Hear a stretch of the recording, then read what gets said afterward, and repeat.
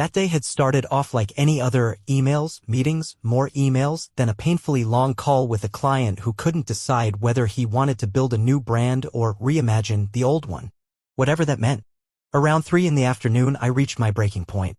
My head throbbed, my patience was sh*t, and even the thought of staring at another spreadsheet made me want to hurl my monitor through the window. I sh*t a quick message to my assistant, told her I was stepping out early, and grabbed my jacket. Instead of heading home to our quiet 2-story house in Decatur, I took a detour. I wanted a break, not just from work, but from everything.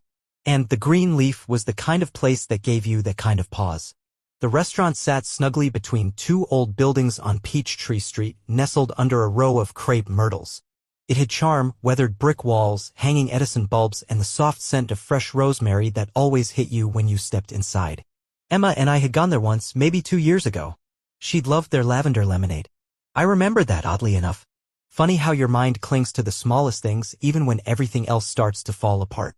I wasn't expecting to see her there. I wasn't expecting to feel the air *ck out of my lungs, either.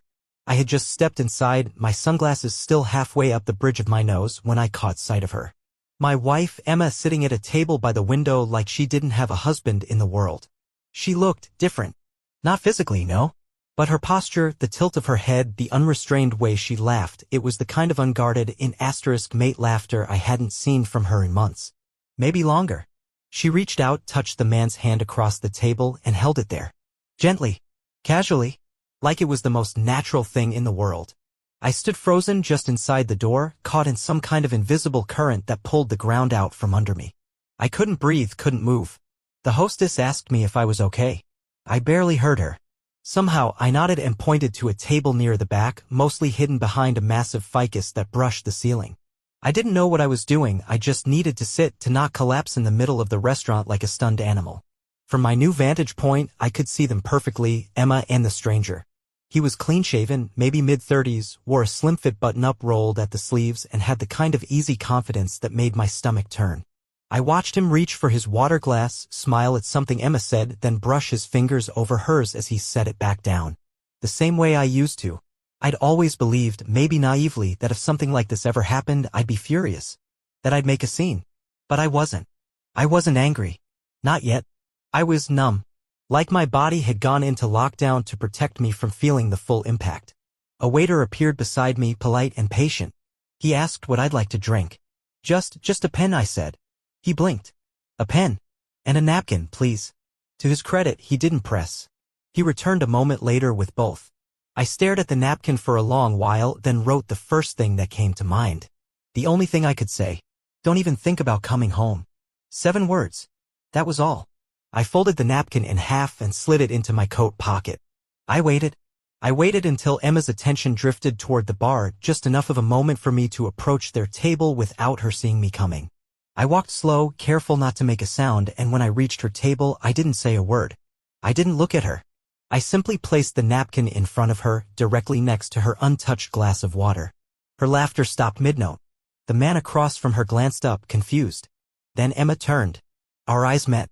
Just for a second. 1 second. I saw her face twist in disbelief, shock first, then guilt, then fear. She opened her mouth, maybe to explain, maybe to lie, but I didn't give her the chance. I turned around and walked out the same way I came in. The air outside hit me like a wave. Cold and clean, like it had been scrubbed free of the suffocating weight I didn't realize I'd been carrying. I walked down the street without a destination, just trying to outrun the spiral in my chest. The blood was rushing to my ears and my hands were shaking so hard I had to shove them into my coat pockets. What I felt wasn't just betrayal. It was confusion. Disbelief. It was watching the person you shared a life with morph into a stranger before your eyes. I found myself circling the block, still trying to make sense of what I'd seen. Had I misread it? Had I jumped to conclusions? No. No, I hadn't. There was nothing ambiguous about what I saw. The touch, the Macy, the way she leaned in toward him with that quiet little smile she used to give me back when we were still us, it wasn't innocent. It wasn't a misunderstanding. And the worst part? She looked happy. Not forced, not pretending. Not the guarded version of herself I'd been living with for months. No, this version of Emma was alive in a way I hadn't seen in a long time. Maybe ever. That thought hit me harder than anything else. Was it me? Had I failed her somehow? Had I not been enough? Or had she already been slipping away long before I noticed? I stopped walking. Looked up. I didn't even realize I'd walked nearly 10 blocks from the restaurant. My feet had moved on autopilot while my mind spun in circles, replaying that moment at the table like a broken reel. And the note, it was already in her hands. There would be no going back now. No pretending. No, it's not what it looks like. Because for once, it was exactly what it looked like. The drive home was a blur. I don't even remember turning the key in the ignition or pulling out of the parking garage. I just remember gripping the steering wheel like it was the only thing keeping me grounded while my mind raced in every possible direction. My jaw was clenched so tight my teeth hurt. My knuckles turned white as I took turns I barely registered, headlights and street signs blurring past like smudged paint. I wasn't crying. I wasn't even speaking. I was just unraveling. Somewhere along Peachtree, as I sat at a red light staring blankly at a pedestrian who looked way too happy for a Tuesday, the pieces started clicking together. All the things that hadn't made sense over the last few months, the little red flags I'd pushed aside, the nagging voice in the back of my mind I kept silencing, they all came rushing back with a clarity that made my stomach twist. I remembered the first time she said she was staying late at work. I'd believed her, of course. Emma had always been a hard worker, but she wasn't the type to pull long hours, not until recently, anyway. She told me she was helping on a new project, something with a tight deadline, and that her manager needed all hands on deck. No big deal. Except it kept happening. Once, then twice, then 3 times a week.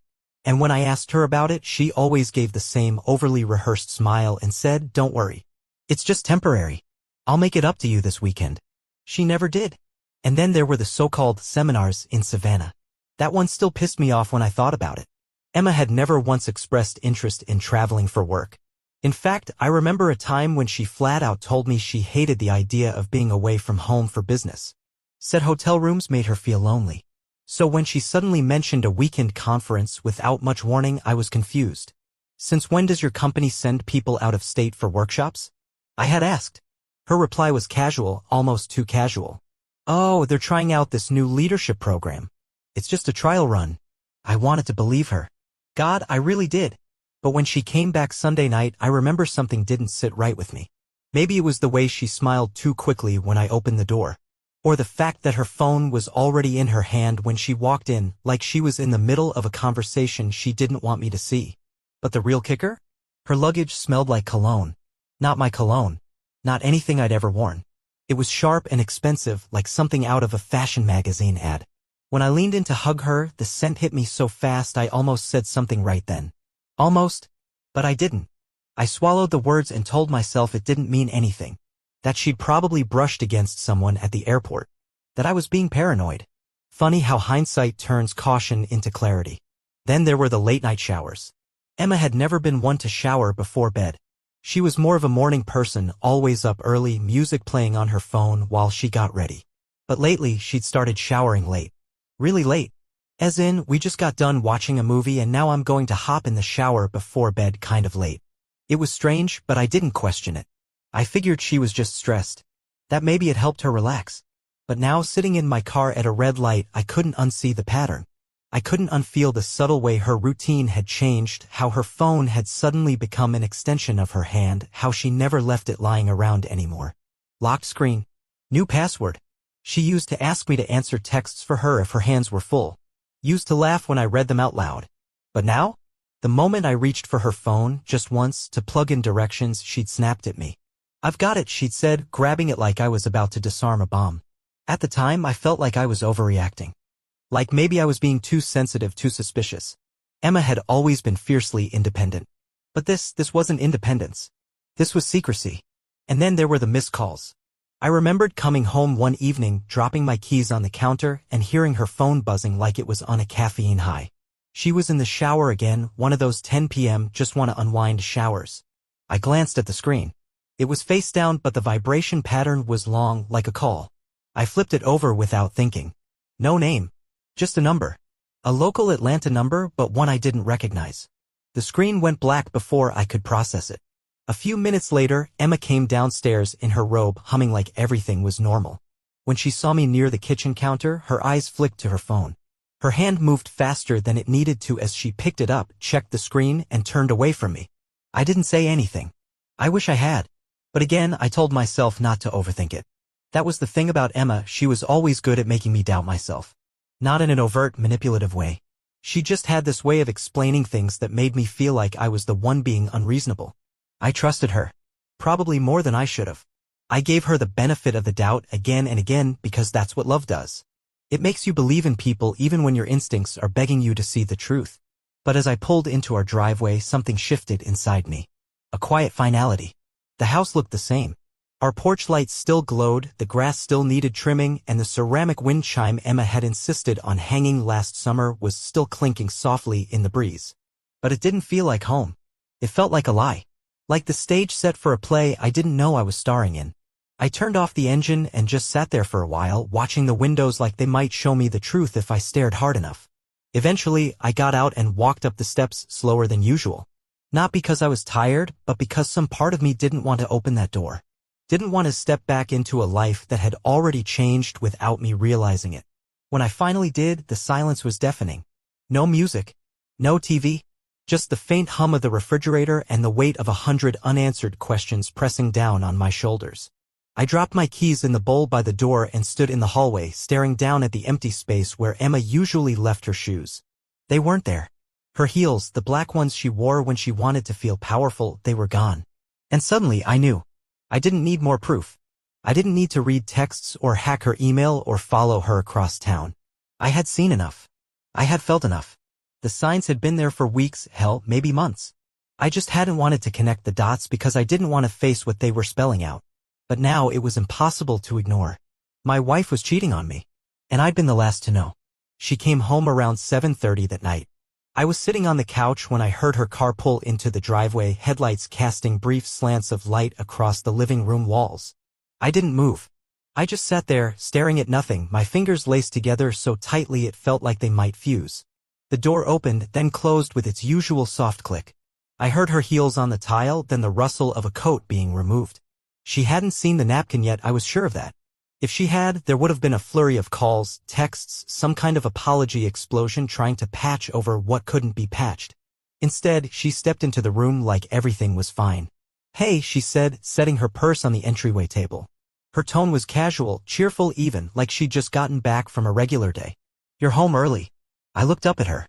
She had changed outfits. Gone was the dress she wore at the Greenleaf. She was in jeans and a sweatshirt now, her hair pulled back into a messy bun, no trace of lipstick left on her mouth. "What happened at lunch?"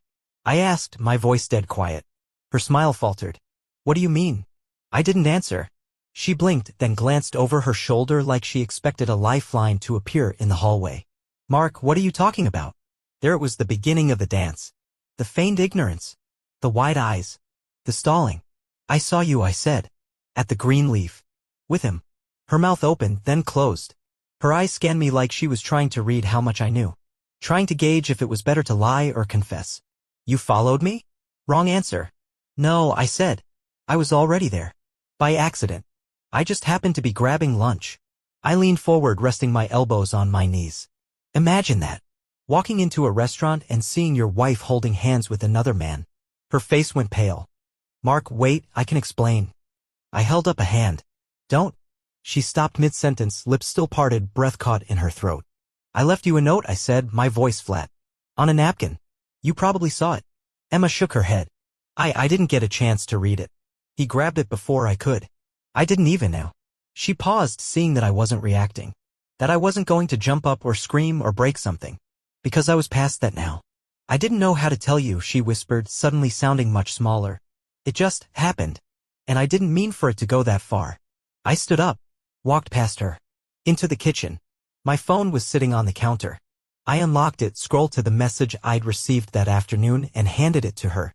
She took it hesitantly. Her hands trembled. It was a text from an unknown number. Just one line and 4 images. "You deserve to know. She's been with my husband. Charleston 2 weekends ago. Hotel Juna." The pictures were clear. Too clear. Emma in a sundress, walking beside the same man from earlier. Their hands were intertwined. One photo showed them in the hotel lobby. Another on a rooftop bar, sharing what looked like a quiet moment, her head leaning on his shoulder. I watched her face as she scrolled. Color drained from her cheeks. Her lips tightened. Her eyes watered. But it wasn't remorse I saw. It was panic. "Who sent you this?" she asked, her voice sharp. "Defensive." I raised an eyebrow. That's what you care about right now? You're invading my privacy, she said, voice rising. This is stalking. I blinked at her. Stalking? Yes, she snapped. Whoever took those photos had no right. You had no right. I actually laughed. Not because it was funny, but because I couldn't believe what I was hearing. You were caught cheating, I said, calm as stone. In broad daylight. With evidence handed to me on a silver platter. And instead of admitting anything, your instinct is to cry foul over privacy. She threw the phone on the couch like it had burned her. Her breathing was erratic now. Tears spilled over. I was unhappy, Mark. I was lonely. I nodded slowly. So your solution was to sleep with another man? Her mouth opened again, reaching for a justification that didn't exist. She came up empty. I've been trying, I said. I've been trying for months to connect with you, to figure out why you were pulling away. I asked questions. You dodged them. I made plans. You canceled them. And still, I blamed myself. Her shoulders crumbled. She turned away, wiping at her face. I didn't want this to happen. But it did, I said. And you let it. Repeatedly. Silence stretched between us, thick and suffocating. Finally, I broke it. You've said enough, I murmured. Now leave. She turned, her face stunned. What? You heard me. Mark, please? We can. No, I said. You don't get to beg now. You don't get to pull the emergency brake just because you got caught. Her voice cracked. You're throwing away 10 years. You already did, I said. The moment you decided to turn your marriage into a lie. She stood there like a ghost, as if trying to wake herself up from a nightmare. Like if she blinked hard enough, it would all disappear and we'd go back to Sunday mornings and shared coffee and grocery lists and arguments about what to binge on Netflix. But we wouldn't. We couldn't. Not anymore. Go stay at a hotel, I said, stepping back. Go stay with him. I don't care. But get out of this house. Tonight. She didn't move. Her lips trembled. I didn't mean to fall in love with him. That line hit harder than anything else she could have said. Not because it confirmed what I already knew, but because of how quietly she said it. How truthfully. There it was. The dagger. Twisted clean through. I nodded once. Thank you for the honesty. She sobbed, but I didn't comfort her. I didn't reach for her. I didn't soften. She walked upstairs in a haze, probably to pack a bag. I didn't follow. I couldn't. I sat back on the couch and stared at nothing for a long, long time. Everything felt hollow. Like someone had taken the last 10 years of my life, wrung them out like a sponge, and left me with nothing but silence and a few blurred photos I'd never be able to forget. And still, some part of me, deep, stupid, broken, wanted to rewind the day and pretend none of this had happened. But I couldn't. Because now I had confirmation. The kind that doesn't leave room for doubt. Emma had chosen someone else. And I was done waiting for her to choose me again. The morning after Emma left, the house was so quiet I could hear the hum of the fridge like it was shouting. No footsteps upstairs. No perfume drifting through the hallway. No muffled voice from the bathroom as she sang along to the radio. Just stillness. I didn't sleep much. Maybe an hour, maybe less. I lay on the couch most of the night, staring at the ceiling, mind looping the same set of questions I knew had no answers. What was real? When did it start? Was there ever a version of us that wasn't tainted? I was in the middle of making coffee, hands moving on autopilot, eyes blurry from exhaustion, when my phone buzzed on the counter. Unknown number. I thought about ignoring it. But something told me to answer. Hello? The voice on the other end was clear, steady. Female? Is this Mark? Yes, who's this? A pause. Then, my name is Amanda. I think we need to talk. That woke me up faster than the coffee ever could. Okay, talk about what? Emma and Gavin. My breath hitched. I gripped the edge of the counter like it might give way. Gavin? I asked, already knowing the answer. She didn't hesitate. The man your wife's been seeing. I sat down. Hard. How do you know that? Because he's my husband. For a moment, all I could hear was the ticking of the kitchen clock. Amanda's voice had no tremble, no trace of doubt. Just a calm, practiced tone, like someone who had spent long nights rehearsing this conversation. I've suspected something for a while, she continued. Gavin's been different. Distant. Like his body's in the room, but his mind's somewhere else. I confronted him a few times, but he always brushed it off. Said I was imagining things. Gaslit me, really? Yeah, I muttered. Sounds familiar. I finally hired someone, a private investigator. I needed to know if I was crazy or if I was right. She paused for a beat. I was right. She didn't need to elaborate. I knew exactly what she'd found. He caught them together at a hotel in Charleston. And a few other places too. Restaurants, parks, one of those business conferences. I have photos. Dates. Times. Everything. I felt like I was breathing underwater. So, you're the one who sent me that message. I was, Amanda confirmed. I didn't know what else to do. You deserve to know. Thank you, I said quietly. You were always going to find out, she added. I just wanted to make sure you found out with the truth. Not from some half-baked excuse. For the first time in days, I felt something shift inside me. Not relief, not closure, but something adjacent. Like I wasn't crazy after all. Like the version of events I'd pieced together in my head wasn't just paranoia, it was real. And now someone else knew it too. Would you be open to meeting? Amanda asked. There's something I want to discuss in person. Sure, I said after a short pause. Where? There's a cafe on Crescent Avenue. Magnolias. Around one. I'll be there. When I arrived, she was already seated at a small table near the window, dressed in a tailored blazer, sipping tea like she had all the time in the world. She stood when I approached. Mark, that's me. We shook hands. Her grip was firm, but her eyes betrayed a sadness I recognized in my own reflection. Thanks for coming, she said, gesturing for me to sit. I ordered a coffee, though my stomach churned at the thought of drinking anything. We made small talk for a few minutes, how long we'd been married, what our spouses used to be like, what it felt like the moment we realized everything had changed. Eventually, she set her cup down and leaned in. I'm not just here for emotional support, she said. I have an idea. I blinked. An idea? Emma and Gavin both work at Glencore Technologies, right? I nodded slowly. Yeah. Different departments, but same building. That's how they met. Same for me and Gavin, Amanda said. I used to work there too. I left a year ago, but I still know the rules. And I know for a fact their relationship is a direct violation of company policy. Glencore has strict guidelines about personal relationships between employees, especially if one reports to or collaborates with the other. My interest piqued. You think they're breaking company rules? I know they are, she said. And I have a contact in HR. If we present what we have, photos, dates, anything showing they were romantically involved while working on overlapping projects, it could lead to disciplinary action. Termination, even. I leaned back in my seat, processing what she was saying. You want to go after them at work? Amanda nodded. Not out of spite. Out of fairness. They chose to ruin our lives. The least they can do is face the consequences professionally. Why should they get to walk away clean while we're the ones left with the fallout? I sipped my coffee, mostly to buy time. I wasn't the revenge type. At least, I didn't think I was. But this wasn't just about revenge. This was about accountability. About exposing people who smiled in conference rooms while lying through their teeth. And honestly, a part of me wanted that. All right, I said. What do you need from me? Amanda smiled. It wasn't smug. It wasn't cold. It was resolute. Just a copy of whatever proof you have. I'll handle the rest. That night, I went through my phone, my laptop, even Emma's old text backups from our shared cloud storage. I dug out everything I could, timestamps from the Charleston photos, a hotel receipt I'd found months ago and dismissed, even a photo I'd taken during a FaceTime glitch where I saw a blurry male figure behind her in a hotel mirror. I sent it all to Amanda. She didn't reply immediately. But the next morning, she texted me 3 words. They're going down. In the movies, revenge always looks dramatic, screaming, smashing plates, dramatic exits in the pouring rain. But in real life, real revenge, is quiet. It's measured. It's strategic.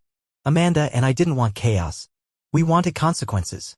And the best way to make that happen was by letting the truth do the damage. It didn't take long. Within 3 days of sending the evidence to Amanda's contact in Glencore HR, I got a message from her. They opened an investigation. It's moving fast. I remember reading that text in the parking lot of the grocery store, still gripping a cart full of cereal and frozen meals, suddenly aware that my heart was pounding like I'd just run a marathon. It was happening. The facade Emma and Gavin had built, the late-night emails, the secret hotel check-ins, the whispered jokes during meetings, it was all coming down. Amanda filled me in on the details when we met again that week. She wore a simple blue blouse, hair tied back, no makeup. She looked exhausted. But underneath that exhaustion, there was something else, purpose.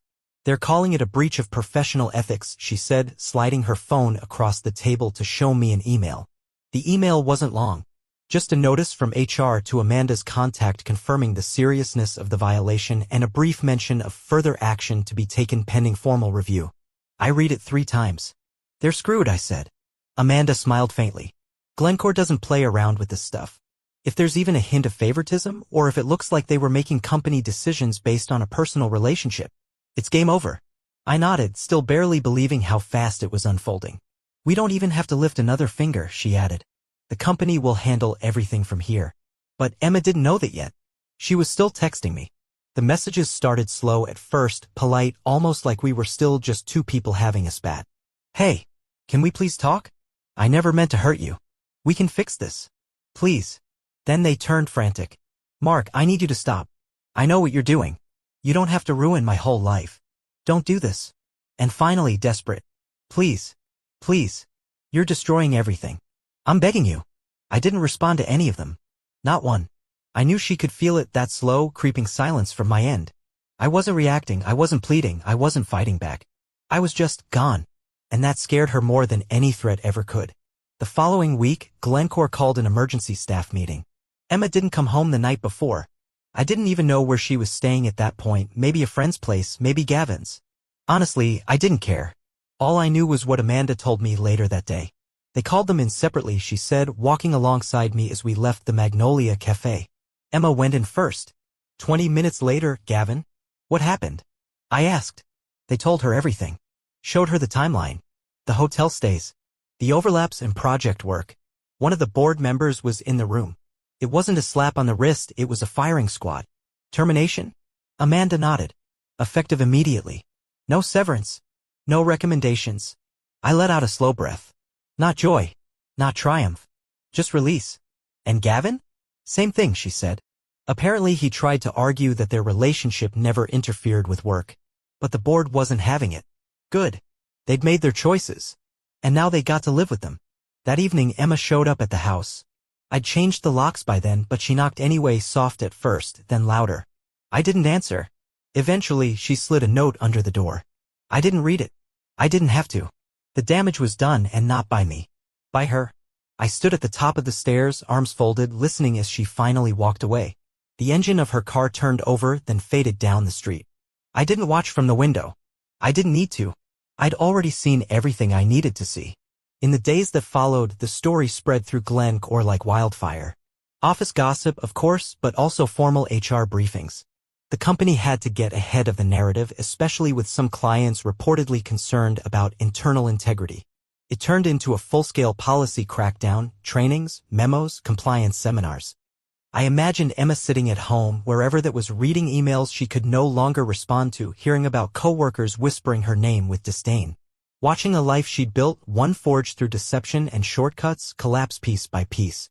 Amanda texted me again a few days later. He's begging to talk. Crying even. I blocked him. I responded with a thumbs-up emoji. For the first time in weeks, I laughed. A small, dry, broken kind of laugh, but it was real. That weekend I went for a walk. The air was cool, spring on the edge of blooming. The sidewalks were littered with petals from early dogwoods, the sky clear and wide overhead. I didn't take my phone. I didn't need music. I just walked.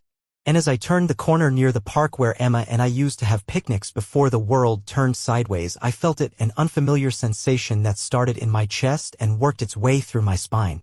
Peace. Not closure. Not yet. But something close. I didn't feel victorious. This wasn't a win. But it was justice. And sometimes that's more important. Emma had gambled everything on a lie.